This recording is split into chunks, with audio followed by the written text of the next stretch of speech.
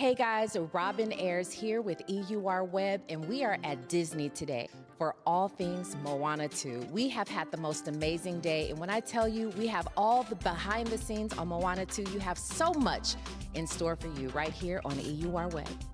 First of all, what an exciting day, what an exciting time. You all have to be just thrilled to bring Moana 2 to us.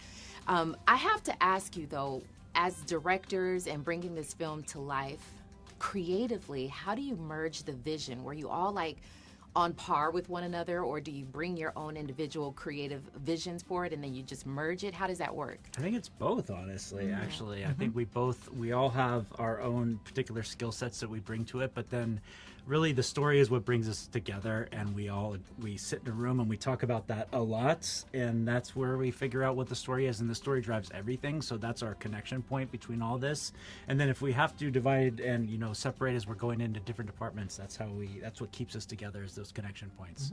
I mean, this is a big movie. It's bigger than the first movie. I'd say more exciting. We have our effects are bigger. Everything about the story is so much bigger. So to have a team that's collectively working together to tell the story, I mean, it's given me like a lot of joy to be able to work together, and to also know that we are so on the same page that as we divide and conquer to get this movie out on the screen. Like, we trust each other implicitly. So what is the goal? Is it to continue to tell the story? Is it to push the envelope a little bit and just say, let's go for it a little bit more? I mean, what do you want people to walk away with feeling? Oh, wow.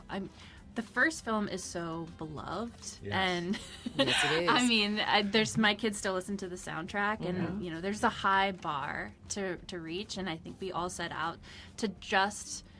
We're not going to tell a smaller story for Moana. She's already been on this amazing adventure. She obviously has to be pushed farther and bigger. And, she already defeated a lava monster. And we really looked at each other and were like, well, what's next? What's bigger? Not just because she's growing up and she's getting stronger and everything about her life is changing, but because we love this world so much. And we want to exceed expectations of the first film. I love that in the movie, like, people get to escape and they get to go to Motunui. We get to go on this incredible adventure with Moana.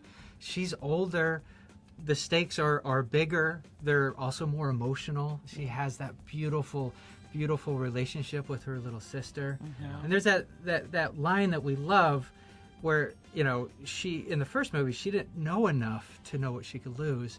Now she's a little older and she realizes really what is at stake. So I hope everyone goes away with that joy, that fun, but also that beautiful sense of community that you feel from all of the island. Give me an idea of what it takes to bring the authenticity of the island people to a movie set, and it's big like this. What does that take? A lot of, I'm sure, collaborative effort, right? Well, animation is such a collaborative medium, and when we bring in our members of our Oceanic Cultural Trust to the equation, as well as many consultants that we worked with along the way, it takes a lot of time and effort and energy, but in the best ways.